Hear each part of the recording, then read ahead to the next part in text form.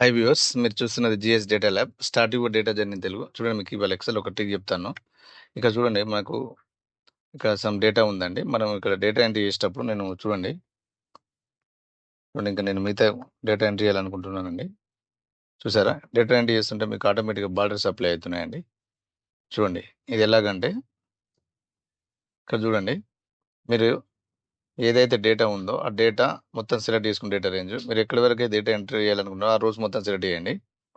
మీరు కీబోర్డ్లో Alt H LN అండి short cut. ఇది మన conditional formatting dialogue box open అవుతుందండి. ఇక్కడ న్యూ రూల్లో ఇక్కడ చూడండి, use a formula to determine. ఈ ఆప్షన్ చూజ్ చేసుకోండి. ఇక్కడ మీరు ఏం చేస్తారంటే, ఇక్కడ ఈ పైన హెడ్డింగ్ ఉంది కదా సెల్, ఆ టెక్స్ట్ ఇది సెల్ రెఫరెన్స్ తీసుకోండి. ఇక్కడ నేను జూమ్ చేస్తున్నా చూడండి. ఇక్కడ ఏం చేస్తారంటే, ఇక్కడ మీరు ఇది కాలం ఉంది కదా, కాలం అది ఫ్రీజ్ అయి ఉండాలి. ఇది రో అనేది అన్లాక్ చేసేయండి. ఈ డాలర్ సైన్ తీసేయండి, దీని ముందు తీసి ఇక్కడ జూమ్ చేస్తున్నా చూడండి.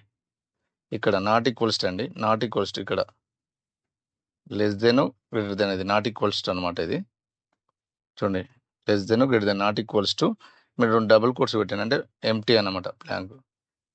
ఇలా వెళ్ళిన తర్వాత ఫార్మాట్లోకి వెళ్ళండి. ఇక్కడ బార్డర్ అప్లై చేయండి, బార్డర్ తీసుకోండి, ఓకేనండి. ఇక్కడ ఓకేనండి. ఇప్పుడు చూడండి, మీరు ఎంట్రీ చేస్తారనుకో ఆటోమేటిక్గా బార్డర్ అప్లై అవుతూ ఉంటుంది మీరు టెక్స్ట్కి.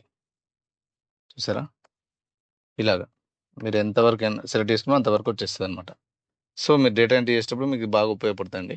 ఒకసారి మీరు ట్రై చేయండి. హోప్ యూ లైక్ ఇట్ అండి. For more excel tricks please subscribe GS data lab. Thank you.